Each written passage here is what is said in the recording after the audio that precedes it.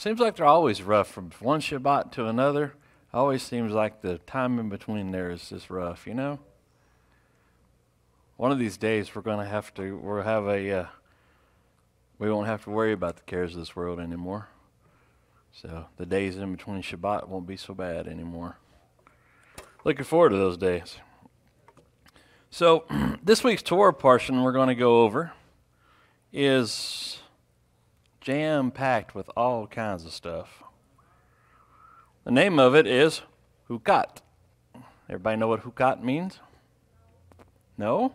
Chukat means decree. Some people interpret it as statutes. So this week's Torah portion, just as an overview, covers a lot of things. We have the red heifer.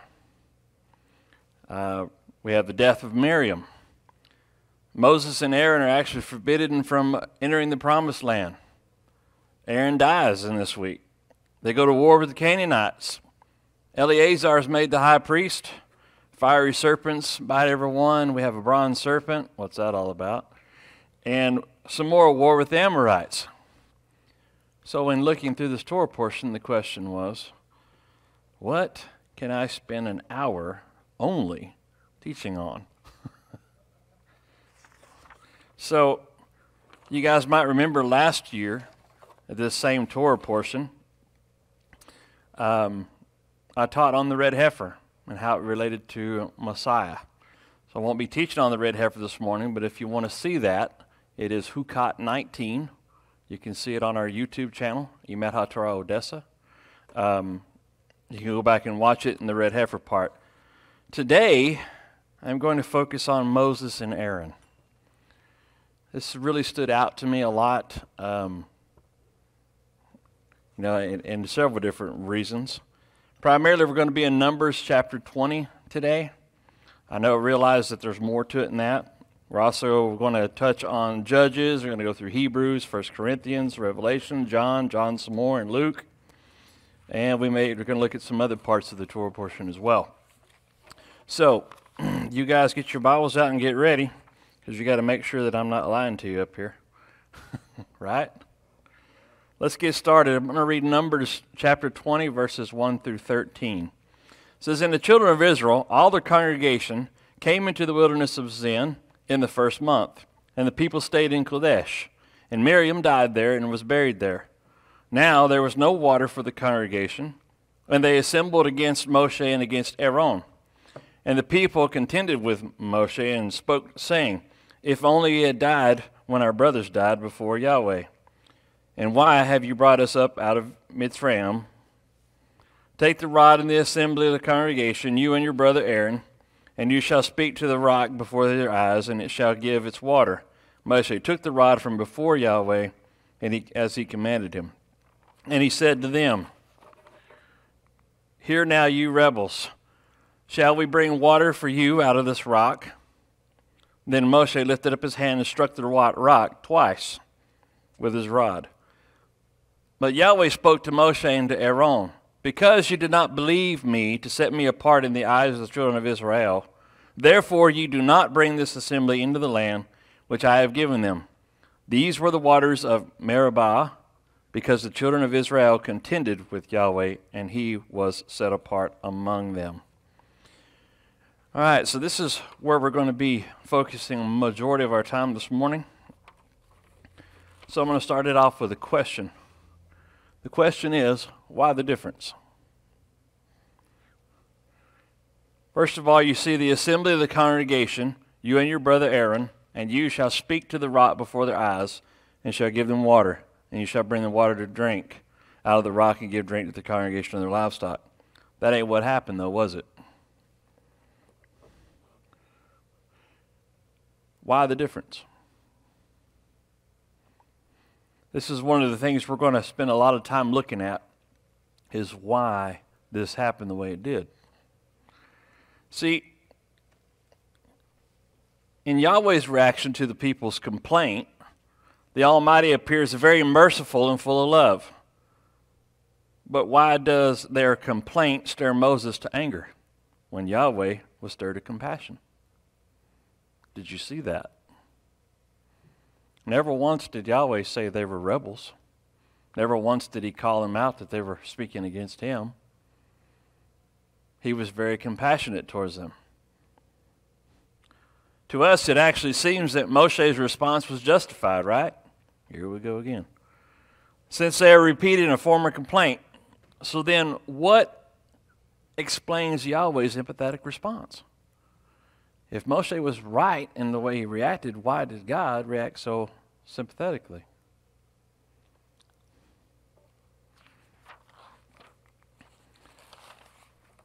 Well, the key to understanding the story is timing. See, this is not the same generation that uttered the first complaint. This is their children. This is a generation that has never known slavery. They're free people, and they're looking towards the promised land. They're in the beginning of the 40th year, and they're eager to enter. If any of you guys think for 1 minute they didn't know exactly what time it was, you're wrong. They've been counting down this day for 40 years waiting. They knew what was fixing to happen. They knew where they were. They knew what the promise was, and they were eager. They are in fact at Kadesh, a city very close to the promised land of Israel. In actuality, they could see it. Now, I don't know about you, but if you've been waiting your whole life for something and suddenly you can see it with your own two eyes, you're going to get pretty excited, right? So let's look a little bit about these complaints, and let's dissect and see the difference between them. The complaints of the first and the second generation sound the same on the surface, but the intentions are not all alike. See, in Exodus, their complaint ends with this question: why did you bring us out of Egypt to kill us and our children and our livestock with thirst? The first generation would have rather stayed in Egypt than followed their deliverer into the wilderness, a statement made many times. Now, the complaint of the second generation can be seen in two parts.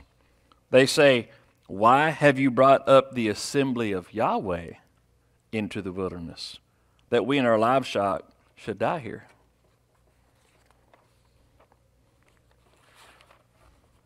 See, there's nothing in the first part of the complaint that expresses a desire to return to Egypt like their parents did. They simply wanted to know why they had been brought into the wilderness and not into the promised land. Remember what I said before? It's within sight. Numbers chapter 20, verse 5 says, and why have you brought us up out of Egypt to bring us to this evil place? Not a place of grain, or figs, or vines, or pomegranates, and there is no water to drink. Now, what was the promised land described as to them? A place flowing with milk and honey that had what? Grains and figs and vines and pomegranates, right? So they're making the comparison. This is not the place. Again, they're not expressing a desire to be in Egypt, but instead they're contrasting the desert location as this evil place with the land of Israel, which is a land flowing milk and honey. So, they do not even complain immediately about their thirst. First, they point out the lack of the grains, the figs, the pomegranates, as a description of the land of Israel. As an afterthought, they mention the lack of water. They desire with all their hearts to enter the land. They have become very impatient. You ever done that? Become so excited and so zealous that, you can't help it. Get overzealous. See, our gracious Abba Father understands their feelings and therefore commands that their needs be taken care of.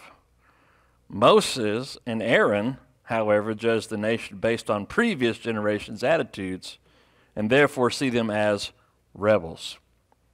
Nowhere did God call them rebels. Moses did. Aaron did. So, let me set the stage for you here.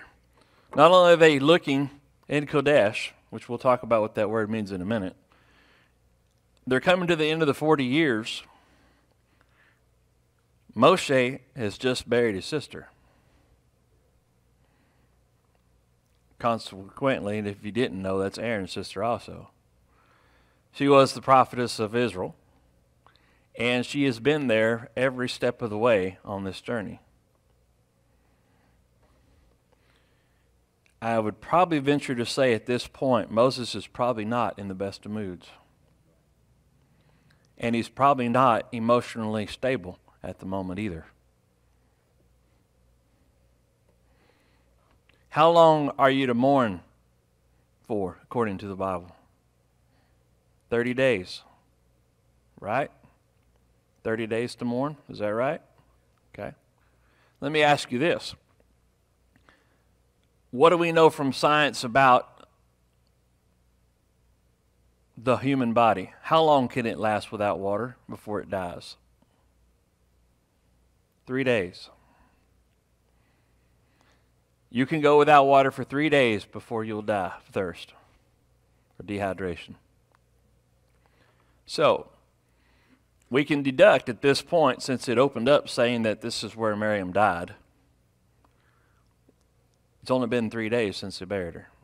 They're still in mourning, and this is going on. Moses is having to deal with this right at this moment. Now, so let's look at what happened for a second from a human standpoint, because we have a tendency when we read these things to look at them. And you got to remember, we're reading the aftermath, so we have a full understanding of what really happened. We're not really reading as if we were actually involved doing it.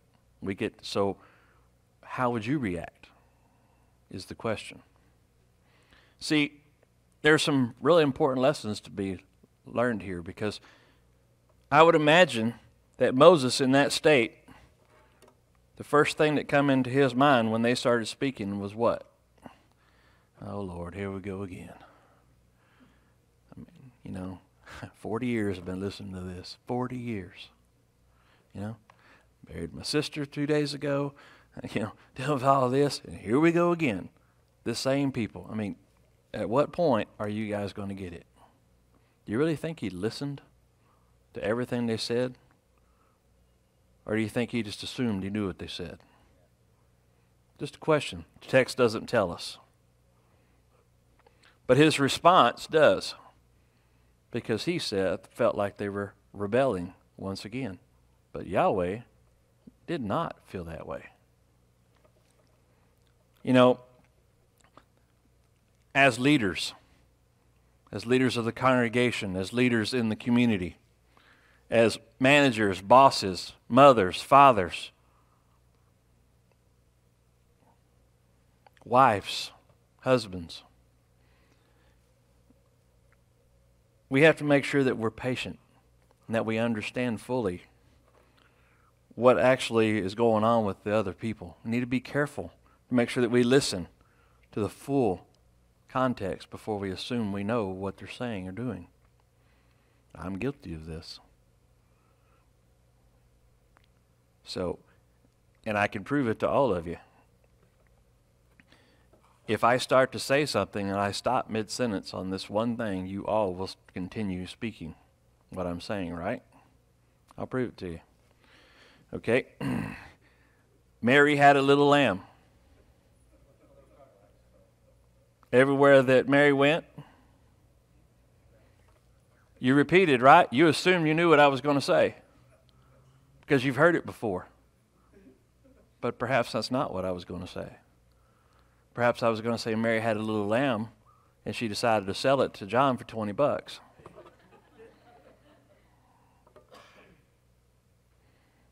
We have to be careful to make sure we hear a matter before we answer a matter. And that's Torah. So moving on. Let's talk about the complaint some more. Now, as people, we've talked about leaders, of course, not only in our households but in all the other places. As people, we must ask ourselves a few questions. Are we a generation who is eager to enter into the promised land? Are you ready? Do you really want to go? Do we find ourselves perched at the location of Kadesh?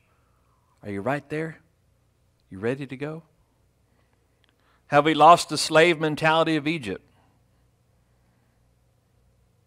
Have we? Now, we've never been ourselves physically in slavery. Some of you may have, we all have ancestors that were. All of us have it. Because the reality is that we're all one race of people. So the reality is that we all have ancestors that come through slavery. But have we lost that slave mentality of Egypt? Being a slave to the things of the world. Because we're called to be bondservants to the things of Yahweh.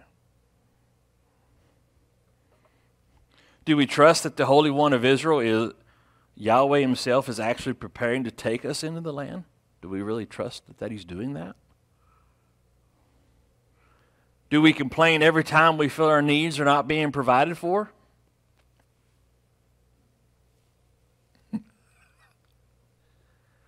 Yeah, sure we do. Do we long for the simple life of Egypt, this world, over the promised land?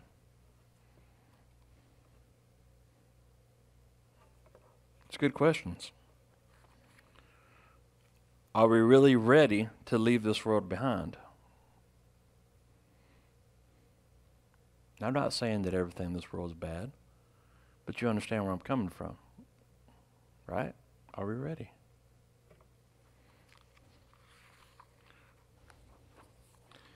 Let's talk about that word Kadesh for a moment. Anybody know what Kadesh means? Holy, very good.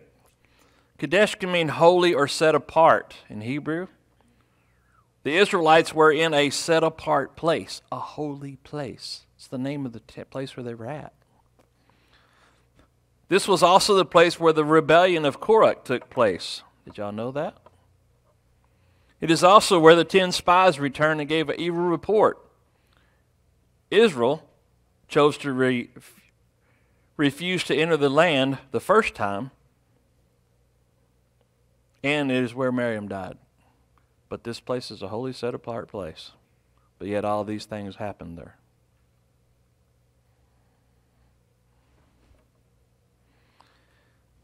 Now, we know that Miriam was a prophetess, according to Exodus 15:20.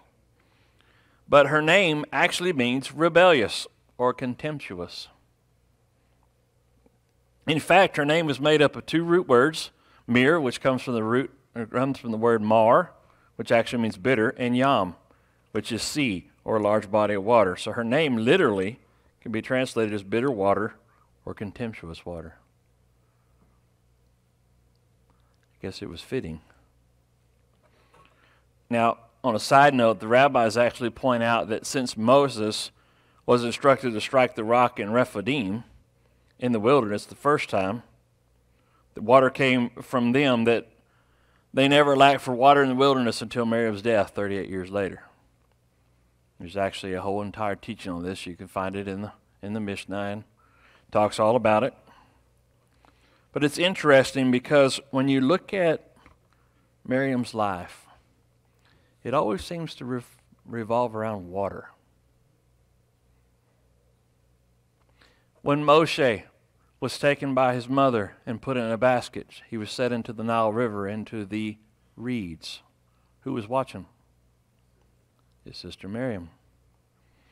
When Pharaoh's daughter came and pulled him out, who was there? Miriam. When they left Egypt and went to the Red Sea, or the Reed Sea. Is it interesting that here we have reeds in two different places? Who was there with him?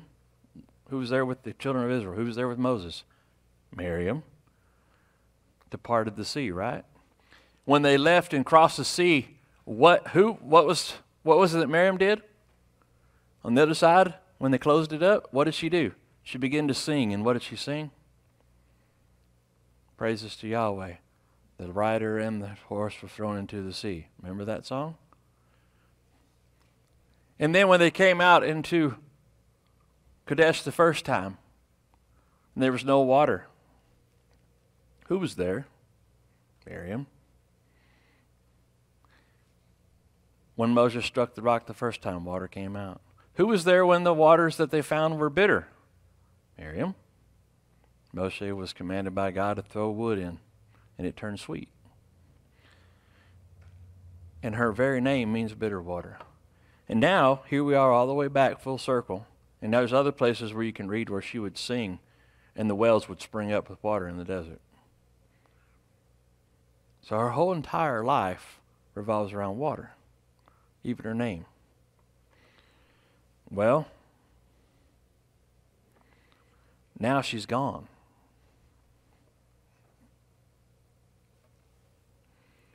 And Moshe has to do this on his own. I'm not saying that Miriam had anything to do with it or anything like that. What I'm saying is that there's been this 3-person bond between him and his sister and his brother. And they've been together from the beginning. And now a very important part of him is gone. And now he's being told to go to the very spot and bring water forth from this rock again. You don't think that he's not thinking about his sister? Pretty sure it was on his mind. So, everything continues to point forward to this water in this week's Torah portion. I don't know if you've noticed that. And water, water, water. Well, what's so special about water? Well, King David and the Apostle Paul both had plenty to say about water. Let's read it. Psalms chapter 40 says, "Slaughterings and meal offerings you did not desire. You have opened my ears. Burnt offerings and sin offerings you did not ask for. Then I said, see, I have come in the scroll of the book. It is inscribed for me. I have delighted to do your pleasures, O Elohim, and your Torah is written in my heart. I have proclaimed the good news of righteousness in the great assembly. See, I do not restrain my lips, O Yahweh, you know. And your Torah is written within my heart." When you look at that, in the Hebrew there, you actually can get Torah as water as well. But I'll explain that to you in a minute. 1 Corinthians 10:1-4 says, "For I do not wish you to be ignorant, brothers, for all of our fathers were under the cloud, and all passed through the sea," there's water, "and all were immersed into Moshe in the cloud and in the sea. And all ate the same spiritual food, and all drank the same spiritual drink. For they drank of that spiritual rock that followed, and the rock was Messiah." Amen? See, Paul takes us right back to the idea of water. Mayim. Well, Mayim can also mean knowledge, as in knowledge of God's Word. And where does the Word come from? Knowledge of God's Word comes from Yeshua, because He is the living water. Everything comes back to water.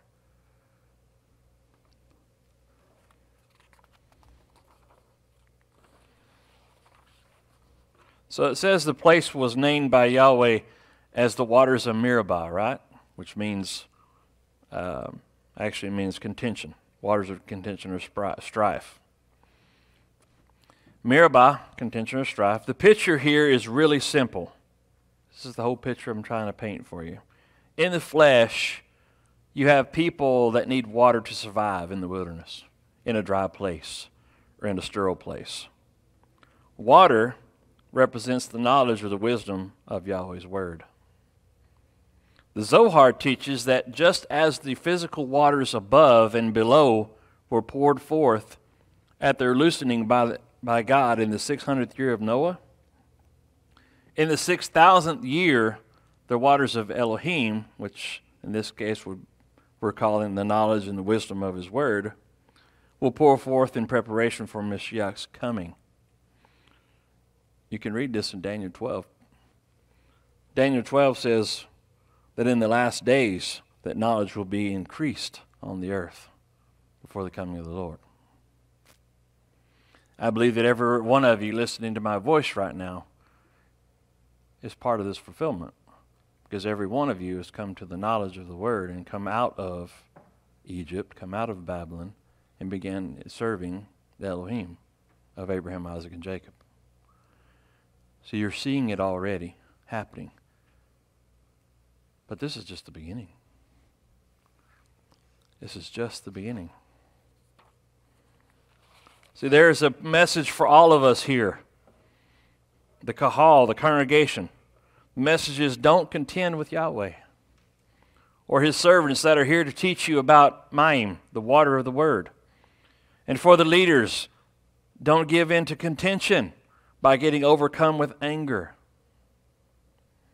You might just strike the rock, and in anger you may have to stay behind.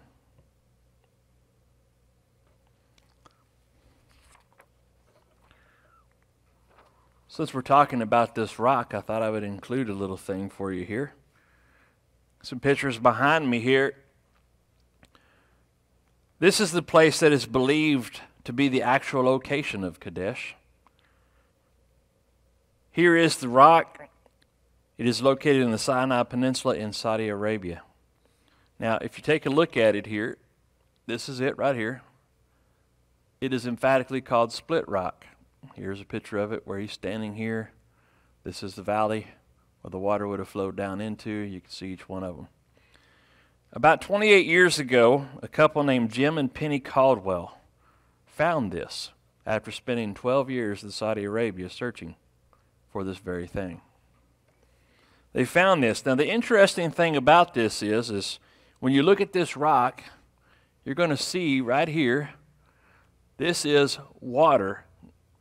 This is water erosion that's been cut into this rock from this point all the way down, and it runs down this mountain.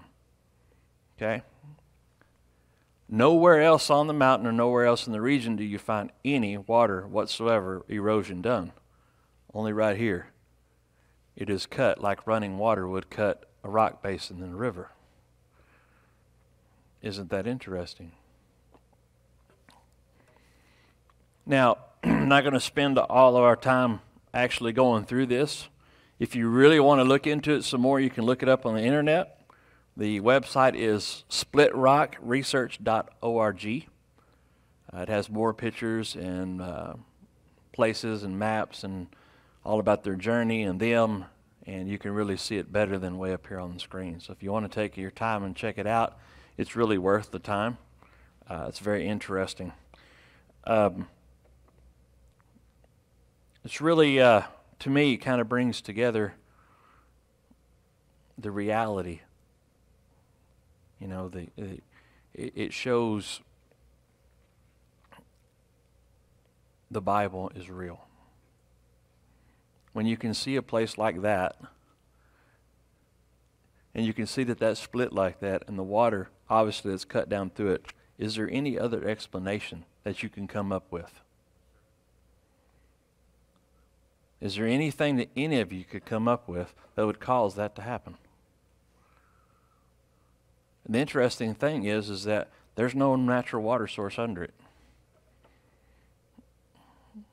There's no other explanation other than Yahweh, and the Bible's true. So take the time to research it. You'll find it very interesting. They also did some excavations there and found where they believe the golden calf was actually built as well. So you guys take some time and look at it. Let's move on because we're running low on time like always. The role of shepherding. Numbers chapter 20 verse 8 says, "Thus you shall bring water for them out of the rock and give drink to the congregation of their animals." Yahweh commands Moshe and Aaron to vahishtika, which literally means to water. Okay? It's like grabbing the water hose and watering your plants. You're literally doing it. You're bringing it to it. Remember what I said about there's no natural water source underneath that rock?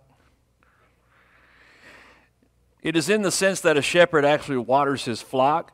Moshe has played the shepherd role before when he helped the daughters of Yitro and their sheep. Remember that? When he ran away from Egypt? It says in Exodus chapter 2, verse 17, it says, "But the shepherds came and drove them away. Then Moshe stood up and came to the rescue and watered their flocks." See, the role of shepherd, taking care of the flock, was usually understood by Moshe to be necessary in leading the children of Israel. We see this later in Moshe's request to Yahweh.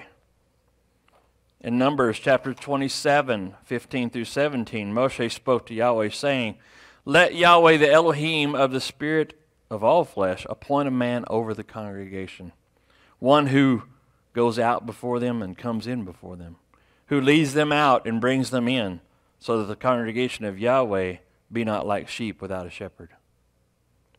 Who was this man? Joshua. Joshua.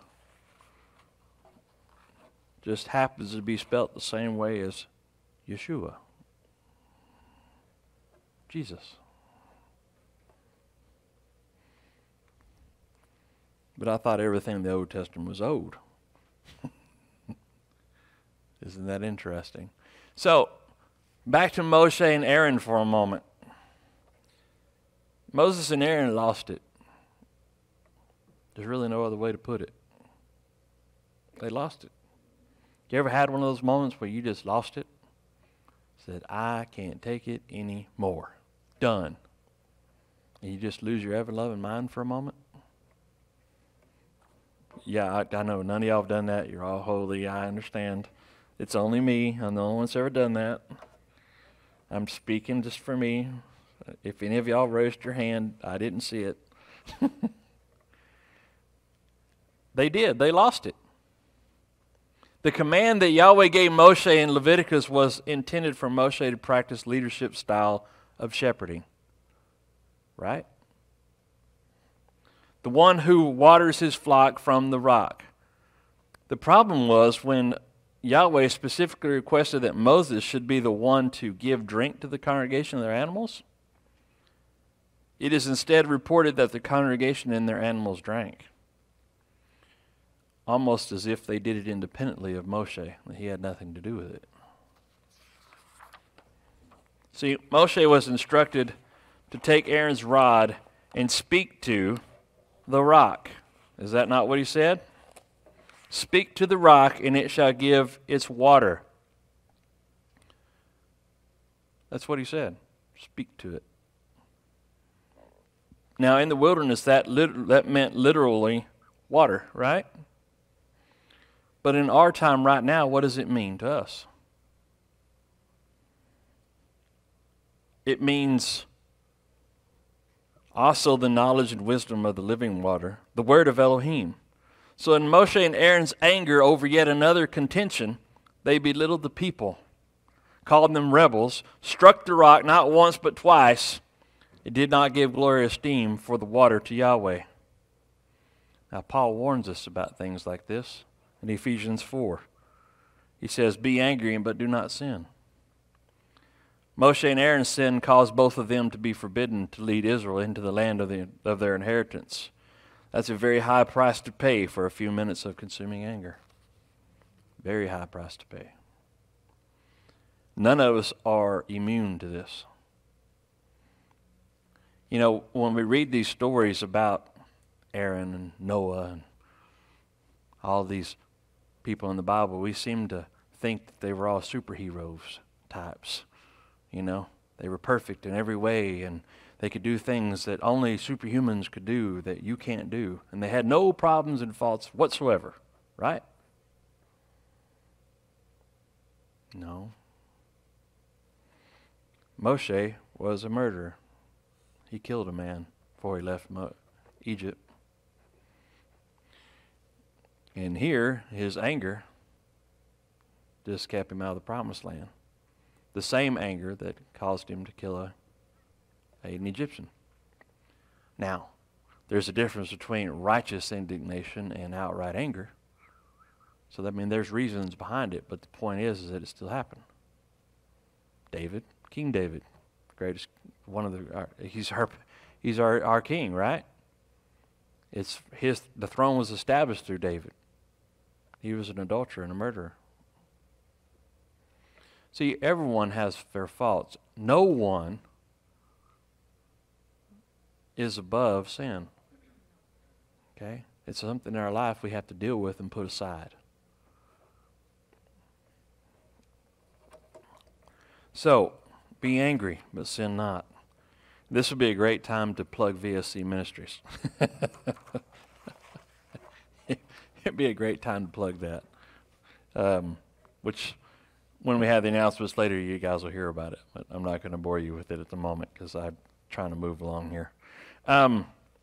So it says that Moshe's sin is seen as a failure in his role as a shepherd. Now, the Almighty repeatedly refers to Moshe's sin as that of not sanctifying him in the eyes of the children of Israel. You can read it, Numbers 20, verse 12. But Yahweh spoke to Moshe and Aaron, because you did not believe me to set me apart in the eyes of the children of Israel. Therefore, you did not bring the assembly into the land which I have given them. Numbers 27:14 says, because you rebelled against my mouth in the wilderness of sin, in the strife of the congregation, to set me apart at the waters before their eyes. Deuteronomy 32:15 says, because you trespassed against me in the midst of the children of Israel at the waters of Meribah Kodesh, in the wilderness of sin, because you did not set me apart in the midst of the children of Israel. All the things that Moses called the children of Israel, God is calling him here. Because of this one time, just one time.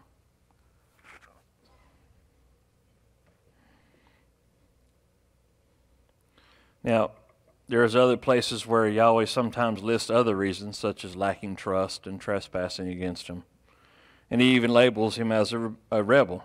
Each of these are listed within the context of not setting him apart in the eyes of the children of Israel. See, by not filling his role as a shepherd who waters his flock, Moshe has failed in setting apart the name of the Almighty.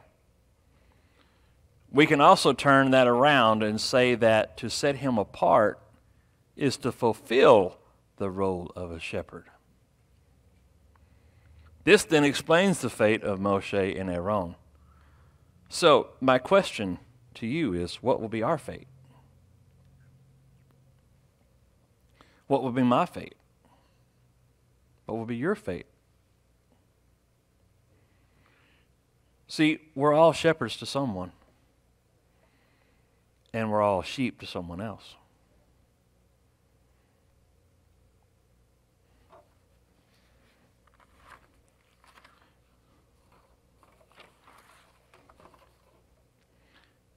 Once again, we have to make sure that we water the sheep and we guide them to Yahweh.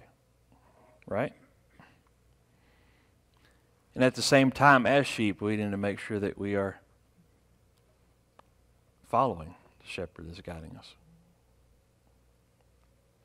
Because if you've ever seen sheep and a shepherd, they all know the voice of their shepherd. Every one of them, they all know it. When he speaks, they all move together in unison. But what you don't realize is that the one in the front is leading the one behind them. And the one behind them is leading the one behind him. So if one of those sheep steps out of line, everyone behind them are going to follow it. You feel me? You understand what I'm saying? So we're all shepherds, but we're all sheep.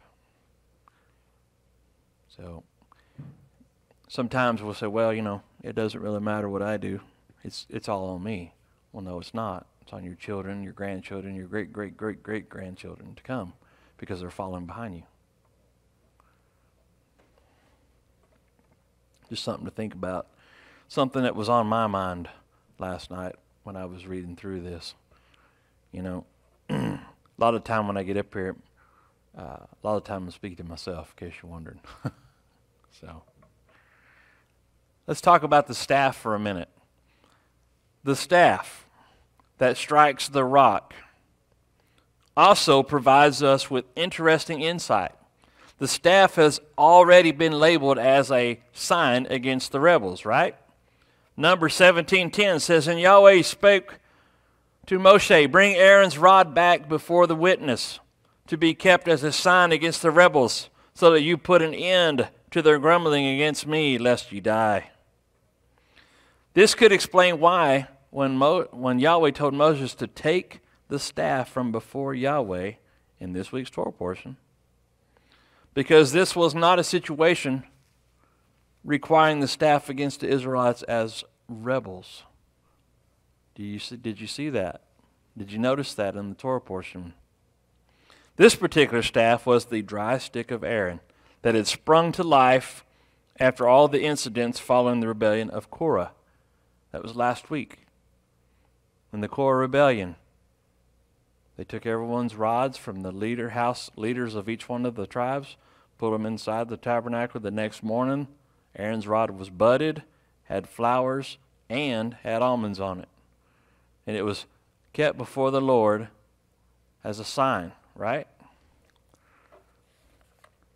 What did Moses strike the rock the first time with? Anybody? It was his. It was his rod. Isn't this interesting? The very staff that God told Moses to take and speak to the rock with is the very rod that has those buds and everything on it, not the one that Moses used before to strike the rock the first time with. So what do you think God's plan was here? What's the difference? Let's look at it. Numbers 17:8 says, Moshe went into the tent of the witness and saw that the rod of Aaron in the house of Levi had budded, brought forth buds, and blossomed, and had ripe almonds. So this staff was to be a sign to the people that Yahweh had bestowed leadership through Moses and Aaron. It was this staff representing life, which Moses was to take from before Yahweh and hold in his hand while speaking to the rock. That's what it says. But that's not what happened, was it? So let's look at this staff a little bit more. Exodus 17:5-6 says, And Yahweh said to Moshe, Pass over before the people, and take with you some of the elders of Israel, and take in your hand your rod. Not Aaron's rod, your rod. That's Moses. With you, which you smote the river, and go. And you shall smite the rock, and the water shall come out of it, and the people shall drink. So this staff, this first staff, was used as a show of force during the plagues of Egypt. It's a sign of strength. Exodus 7:8-12 says, And Yahweh spoke to Moshe and Aaron, saying, Take your rod and throw it before Pharaoh, and let it become a serpent. And they and the magicians of Egypt also did so with their magic. And they each one threw down their rods and became serpents, but the rod of Aaron swallowed up the rods. Following this incident, the staff is used to chastise Pharaoh for his disobedience to Yahweh's word and to inform him that by this you will know that I am Yahweh. Exodus 7:15-17. Go to Pharaoh in the morning, take in your hand the rod which was turned into a serpent.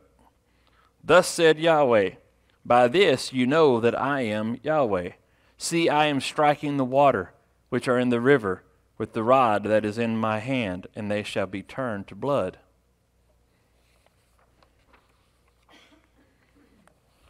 This staff symbolizes knowing the Almighty.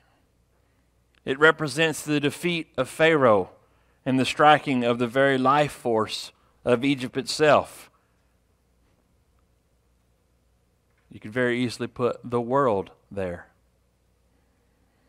By commanding Moses to use the staff, Yahweh wanted to demonstrate of the water pouring from the rock in Exodus to link with the defeat of Pharaoh and his worldly system. Centuries later, the rock, Yeshua, was struck and blood and water poured, just as it did in Egypt. Then you shall know that I am Yahweh.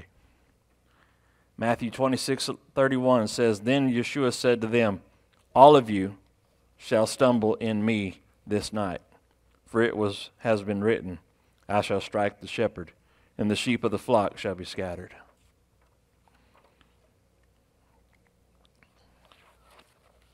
John 19:34 says, But one of the soldiers pierced his side with a spear, and instantly blood and water came out. And he who has seen has witnessed, and his witness is true. And he knows that he is speaking the truth in order that you might believe. People coming out of Egypt, people that are coming out of slavery, people that are coming out of idolatry, paganism, Babylon, need to understand redemption and the defeat of the evil forces that once controlled their life. This was accomplished through the symbolism of the first staff, a picture that pointed towards Yeshua. Isaiah 48, Come out of Babel, flee from the Chaldeans, declare this with a voice of singing, proclaiming it, sending out of the end of the earth, say, Yahweh has redeemed his servant Jacob. And they did not thirst when he led them through the desert. He caused waters from the rock to flow from them. He split the rock, and waters gushed out. See, the event at the rock is intended to point to a new stage in the people's spiritual development. Previously, the first generation learned the importance of knowing Yahweh through the miracle of striking the rock.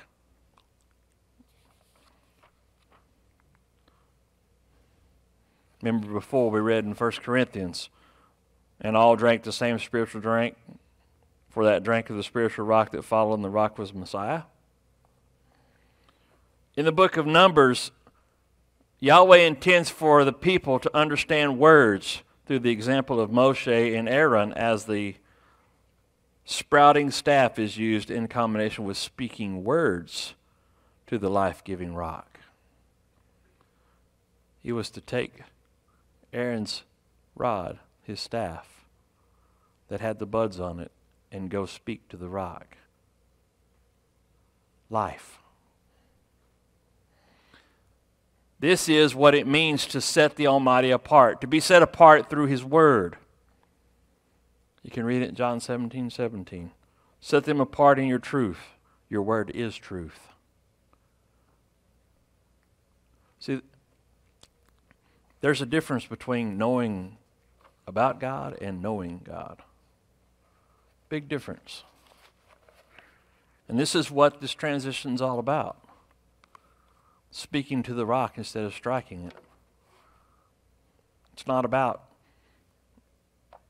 knowing about God anymore. It's about knowing Him intimately. Speaking life into a dead rock. Because it is my belief that that very rock I showed you before is the same exact rock that He struck the first time. And He was supposed to speak life to it because it had died.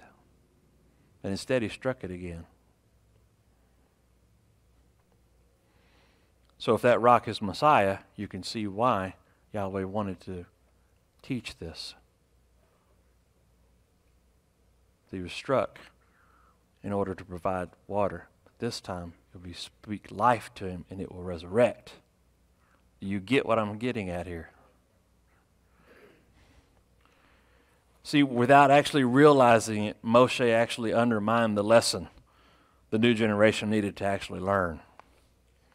By striking the rock again, Moshe was going against the Word of God and also against the prophetic significance. The second coming of the rock, Yeshua, would be signified by Him ruling and reigning with us for eternity. Now I want you to imagine for a moment that He actually would have spoken to that rock, and that our ancestors would have gotten this. Where would we be today? Where would we be today? How different things might have been. It was time to move forward and understand the importance of living life according to the Word, the Torah, Unfortunately, the shepherd sent the wrong message. By striking the rock instead of speaking words, he did not set apart the name of Yahweh. He said, "Must we get you water again for you rebels? Bam! Here, drink the water I gave you and shut up." And you know what? I probably would have done the same thing. I know I would have. I probably would have done it a lot sooner than that. Been like the first week, I would have been like, I'm done. Y'all, well, no. Who knows? You know? I know it sounds like I'm getting down on Moses here, but I'm not. Because it's beyond my comprehension to understand the patience that that man had and the heart that he had to serve the people and lead them through that. That's a servant's heart. It really is. May we all be as Moses. So who is the one who overcomes the world but he who believes that Yeshua is the Son of Elohim? This is the one that came by water and blood, Yeshua, Messiah, not only by water, but by water and blood. And it is the Spirit who bears witness, because the Spirit is the truth. Because there are three who bear witness, the Spirit, the water, and the blood. And the three are in agreement. 1 John chapter 5, 5 through 8. Speak to the rock. Do you speak to the rock? Not near as much as I should. Yahweh wants to strengthen our faith through the power of the Word. The Word itself is much more powerful than any miracle which one may witness. Our Messiah is the Word made flesh. He lived the Word perfectly, according to John. When Yahweh asked Moshe to speak to the rock before their eyes, it was to reveal a new dimension of relationship the Father wants. It is implied here that Moses and Aaron were to speak so the people could see, as an example of how to speak to the rock. A revisit of a time when Yahweh spoke in order for the people to see. Do you remember how this all got started in the first place? Exodus 20. We're at Mount Sinai. All the people saw the thunders and lightning flashes, the sound of the ram's horn and the mountain smoking. And the people saw it, and they trembled and stood at a distance and said to Moshe, "You speak with us, and we will hear. But let not God speak with us, lest we die." He's trying to actually show them how to speak to God through the rock without dying. Do you see it?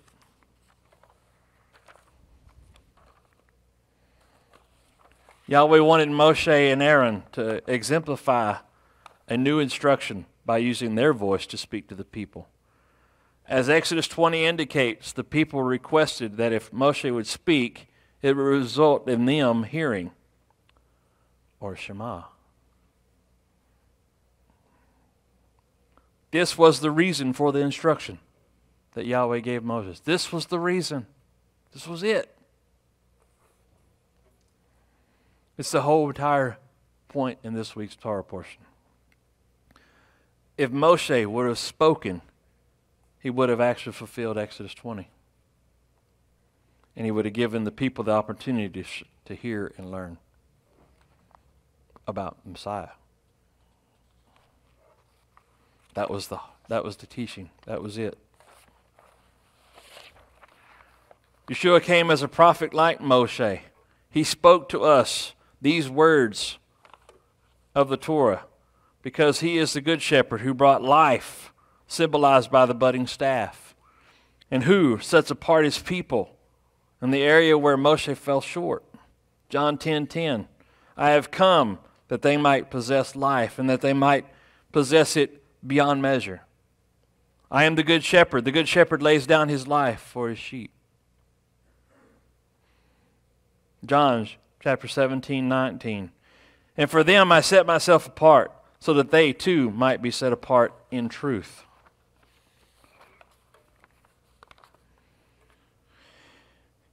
It can also be noted that the second coming will also take place in this same exact valley, with Yeshua coming through the east gate once again.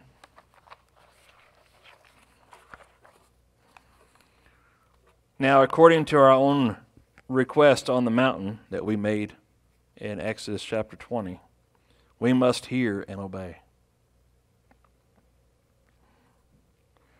Mark 12:29 says, "And Yeshua answered him, the first of all the commandments is, Hear, O Israel, Yehovah or Elohim, Yehovah is one. And you shall love Yehovah your Elohim with all your heart, with all your being, with all your mind, with all your strength and soul." This is the first commandment. Every Shabbat, when we come to Shabbat, we recite the Shema. And hopefully each one of you, every morning when you awake, recite the Shema. Because it is directly tied to Messiah. Hear and obey. Speaking words. Speaking words is still important.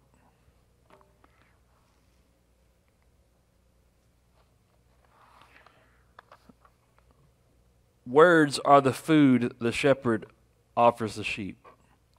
The good shepherd asks us to continue in his work. I'll leave you with this. Romans 10:14 through 17. How then shall they call on him in whom they have not believed? And how shall they believe in him of whom they have not heard? And how shall they hear without one proclaiming? And how shall they proclaim it if they are not sent? As it has been written, how pleasant are the feet of those who bring the good news of peace, who bring the good news of the good. However, not all obeyed the good news. For Yeshua says, Yahweh, who has believed our report. So then, belief comes by hearing, and hearing by the word of God. Amen. So the words are still important.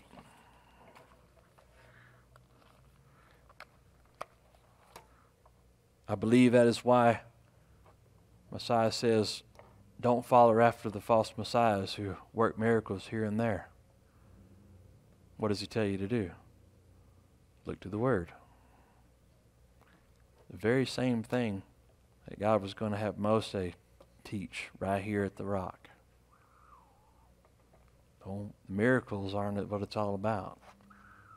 You know who he is. You know God. You know what he's capable of, but do you really know him? Speak to the rock. Speak to the rock every day. Thank you guys. Shabbat Shalom.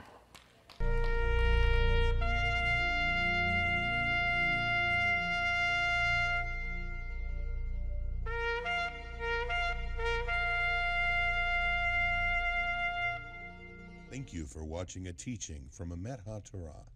If you are ever in the Odessa area, we would love to welcome you to our Shabbat service, 11 a.m. every Sabbath. For more information or for more teachings, feel free to find us on the web, www.emethatorahodessa.com. Also, you can find us on Facebook. Thank you. God bless you and your family. Shalom.